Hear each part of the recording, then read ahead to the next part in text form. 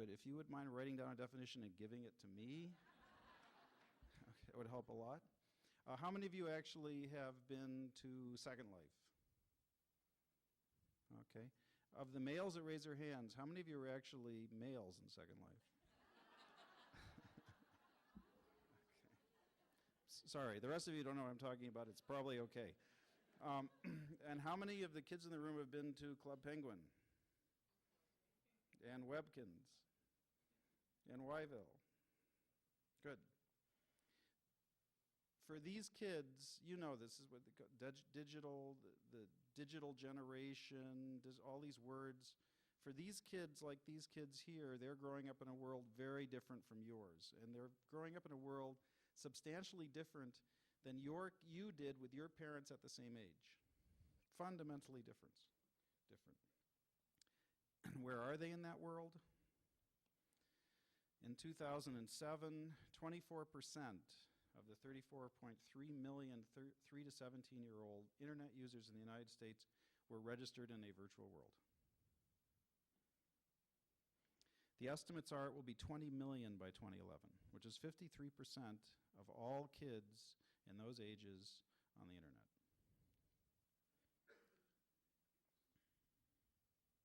In Whyville, we now have 3.3 million registered users from all over the world. 250,000 of them visit a day. 60 million page views, if you know what I'm talking about, are generated per month. Okay, and this is our growth curve. My business guys convinced us right about 3 or 4/5 the way up that curve to do marketing. You won't notice much of a change in the growth. Turns out this is all viral, okay, that the company hasn't spent any money on marketing at all.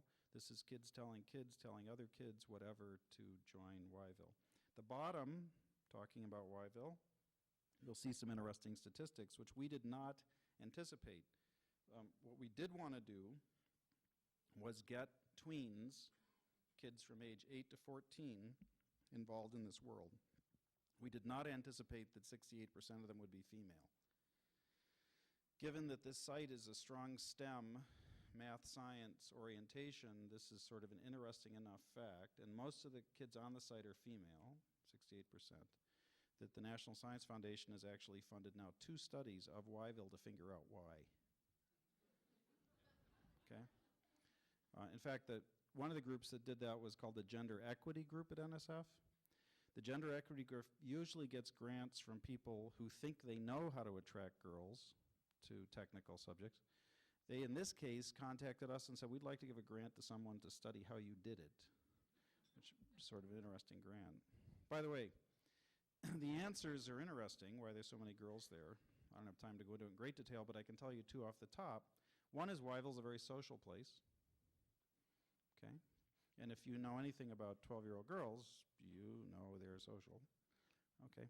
The other reason is a little more disturbing, but it's consistent.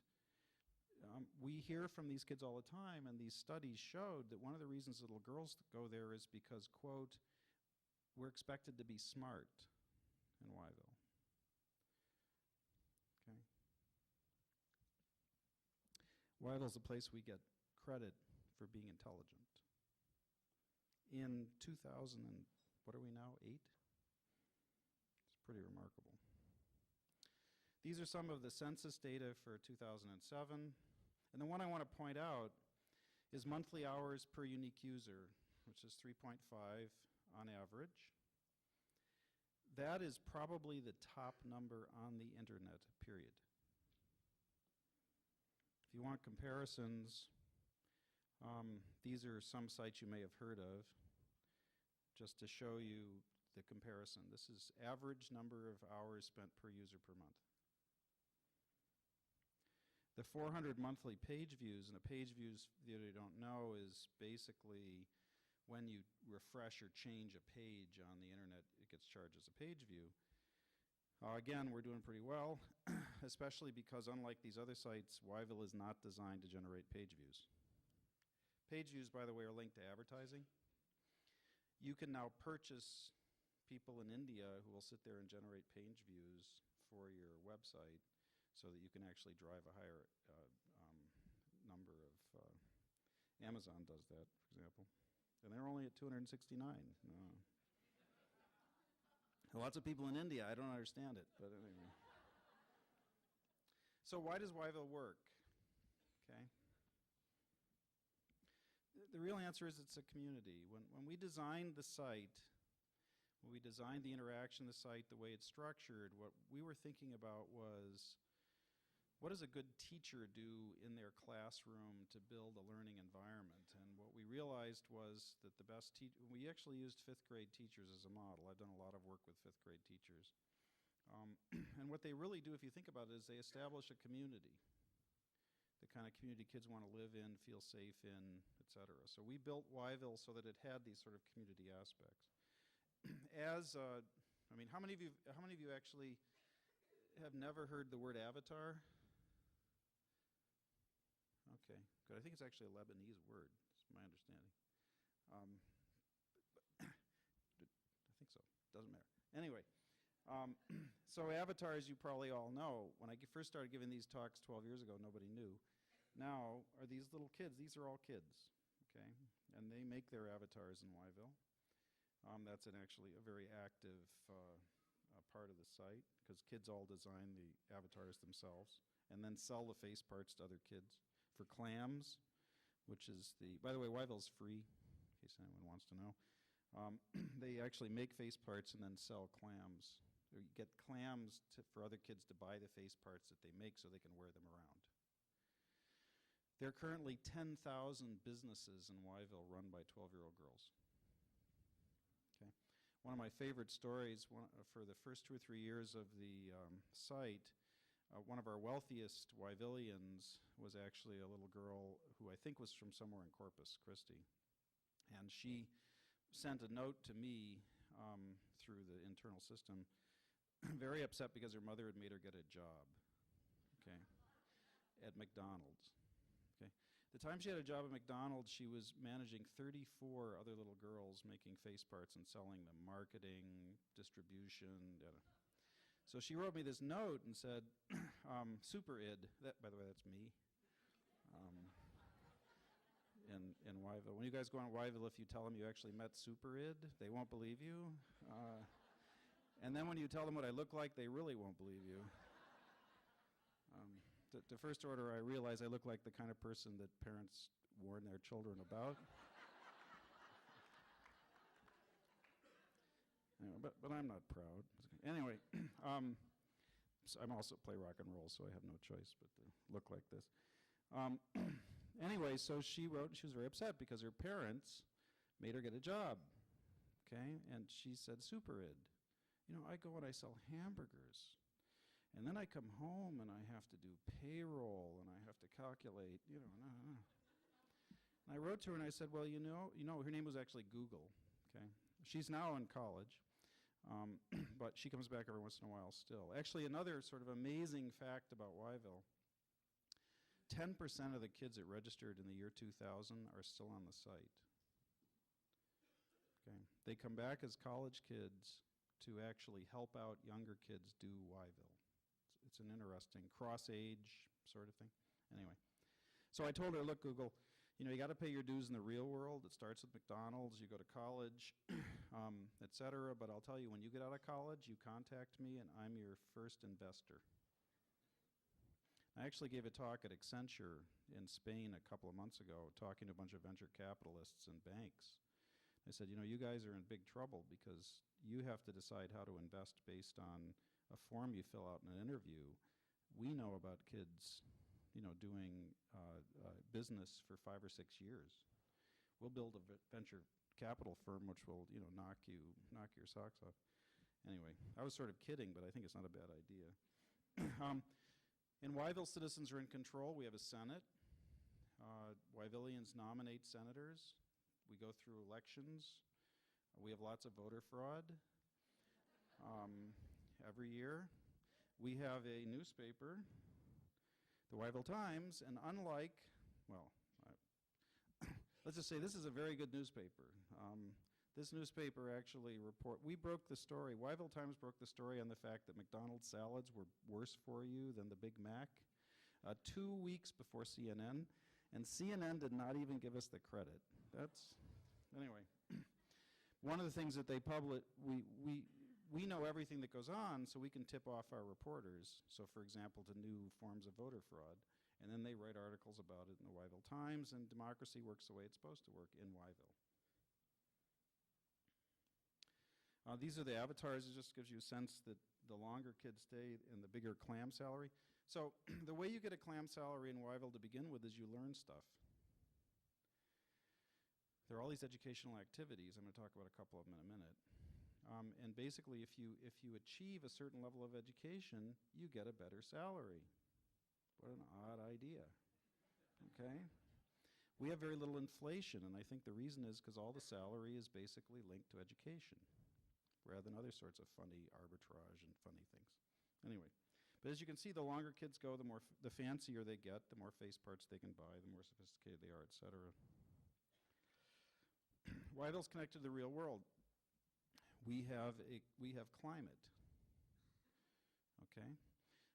This actually came about as a result of a sponsorship from Penguin Books built around Al Gore's book for 12-year-olds, which was titled An Inconvenient Truth. The guy only has one title. He uses it over and over again. However, Whyville does not approach climate change or climate situation as if we know the answer. Instead, we pose lots of questions. We actually announced that Whyville had climate by hitting the island. Whyville is an imaginary island off the coast of California with Tropical Storm Alice. We actually wanted it to be Tropical Storm Al, and Gore said no. It's multidisciplinary. Whyville has the Getty Foundation supports the Getty in Whyville, so you can actually go to the Getty in Whyville and wherever you are in the world and can do games about art and look at the architecture, et cetera. So what I want to do is just quickly, I promised I'd be quick, that I actually want to give you a little bit of a deeper dive on how this works, okay?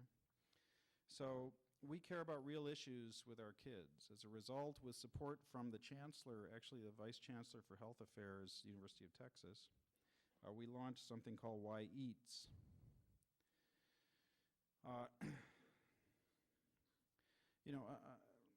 There's another crisis which is coming, and that is that kids these days don't eat enough calcium. The guess is that a lot of our 12 and 13-year-old girls now are going to get osteoporosis after their first child is born because they're not getting sufficient calcium. It's a serious problem, okay?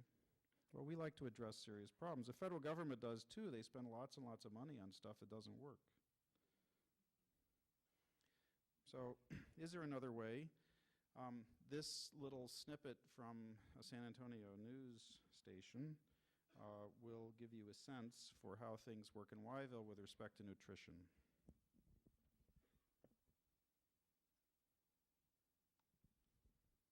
Doctors and dietitians are calling it a crisis, the explosion of overweight and obese children. Now a local nutrition expert is using a popular website to send the healthy eating message to a new generation, as Wendy Rigby reports. We live in a land of plenty of food and plenty of choices. So many choices that often our children end up eating the wrong things and eating too much. That's where this website comes in. Whyville, a popular interactive learning site aimed at kids 8 to 14, the so-called tweens. These children learn very quickly. There are consequences for their food choices. So it would not be surprising that in the virtual world of Whyville, the child may become obese. Dr. William Beer of the UT Health Science Center is collaborating with Whyville, creating a whole program called Why Eat. Thousands of website visitors, like 12-year-old Rebecca Lavender of San Antonio, shop at the Why Market or eat at the Why Grill. I planned my own menu for each thing, like breakfast, lunch, dinner, and a snack. If you choose poorly, your online persona will suffer. But in Whyville, you can learn skills by reading nutrition labels, even consulting with a dietitian. 30,000 children have hit the Why Eat section since it started 3 months ago. Rebecca says the game could translate straight to real life. People could maybe plan their menus according to what they're going to really eat that day. It's just remarkable how, in the real world as well as the virtual world, people can see change is possible. Whyville.net has 1.5 million registered users. It's designed to be an anonymous and a safe site that parents can feel good about their young people using to learn. Reporting live, Wendy Rigby, KENS 5 Eyewitness News. As they said, if you don't eat properly in Whyville, you can get osteoporosis in about a week and a half. Okay? And it's manifest on your avatar. The little kid down here that looks like a hockey goalie actually has a problem with her bone structure. We also hand out scurvy, rickets, all kinds of horrible things. And when you get, this is elective, we don't force kids to eat virtually, but they decide to.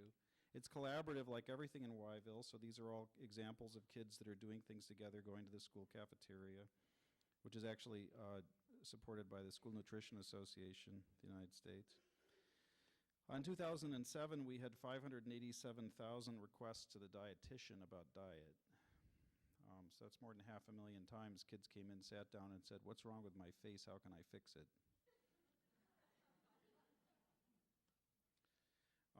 And remarkably enough, kids will do this for a long time. We've had kids that have kept themselves healthy for more than a year, in which they have to eat breakfast, lunch, and dinner every day in this virtual world. This is some people call it addictive, sort of nature of virtual worlds, but in this case it's not for the sake of commercial purposes. For this, it's the sake of actually nutrition and health. This is now moving into schools around the country as a way to motivate kids to understand health. Let me give you one other quick example, and this will then link back into what we're doing with the Alamo, with the academies in San Antonio. I still don't understand. Maybe actually some of you can tell me why Perry was in favor of HPV vaccination. Do you know? I understood why he vetoes everything. I don't understand why he's in favor of this. It just makes no sense to me. It's very strange. Anyway, but he was. That's good. And if anyone can tell me later, I'd like to know. I assume it's not because it's good for the kids. Anyway, so what we decided to do to actually get kids to understand something about infectious diseases, which is important in their lives and will be important of all our lives probably more and more as time goes on, unfortunately, was we decided to introduce a virus to Whyville called the Ypox, in which basically we give our 12-year-old girls acne. Okay, when I first announced this, the people I announced it to said, "You're crazy. Why would you, it's just sick.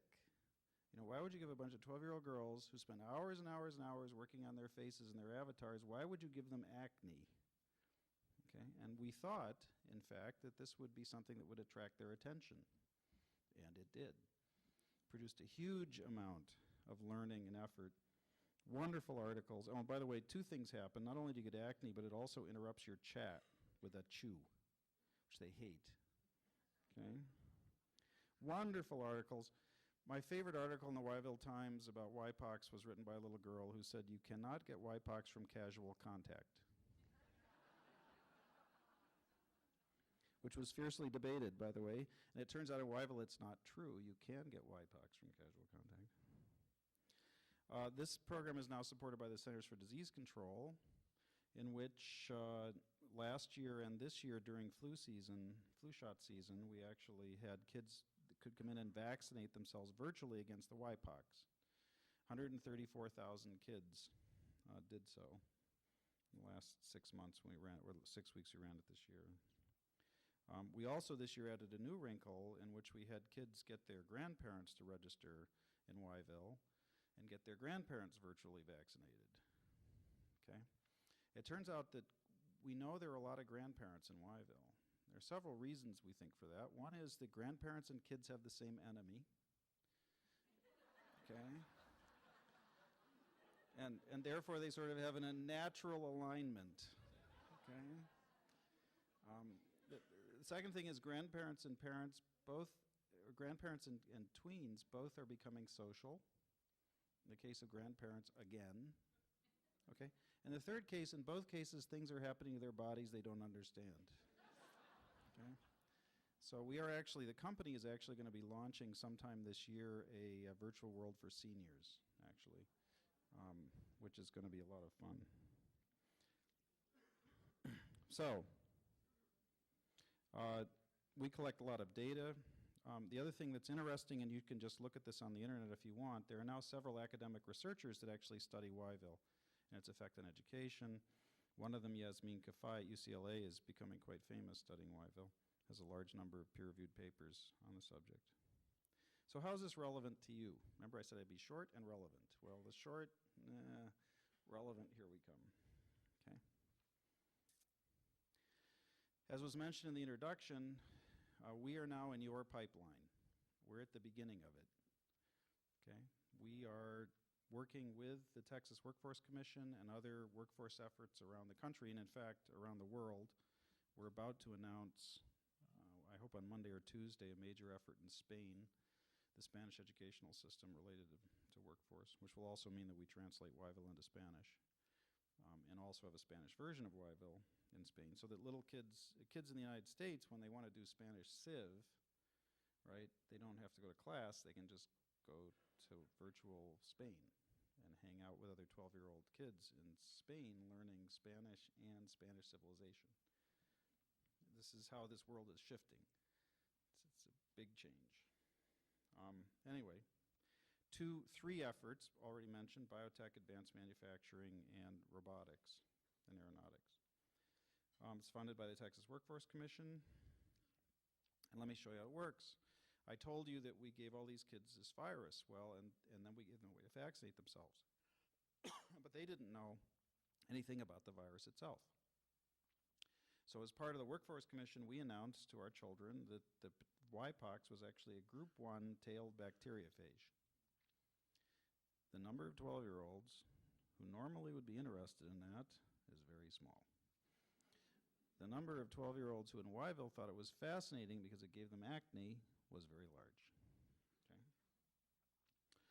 Okay. We opened up a computational biology, bioinformatics research facility in which we have 12-year-olds who are now designing companies to test new products, new vaccines against viruses using bioinformatics software. Now, it turns out in San Antonio that I run the facility that is intended to teach graduate students, faculty, and postdocs about bioinformatics. I'm now also teaching 12-year-olds about it. And guess who's learning faster? So the question is, and I've actually asked this question at UTSA, does anyone care that about 4 years from now there are going to be a bunch of kids hitting the university who know more about bioinformatics than the faculty? Is that something that worries you, or is that an opportunity? Okay. We have another, this is the advanced manufacturing. It's called PlaneWorks. It's teaching kids things about assembly lines and supply chains and all this sort of real world stuff.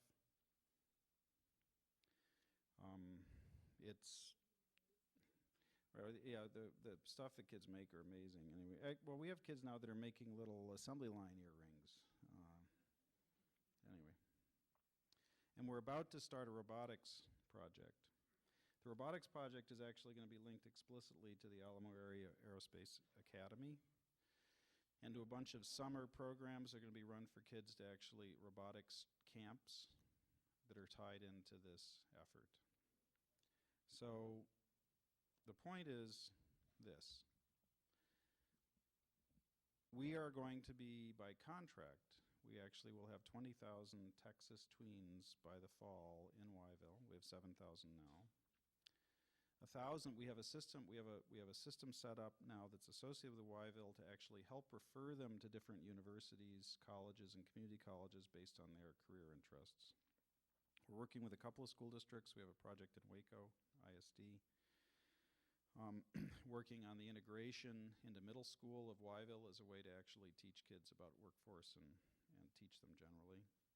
We're going to be running summer teacher training workshops. This is all Texas. This is happening in other places around the country too, but this is all what's going on in Texas. And anyone that's interested, you can go to Curriki, which is an online source for a Wikipedia basically for curriculum, and you can look at some of the materials that teachers have built there to actually use Whyville in the schools.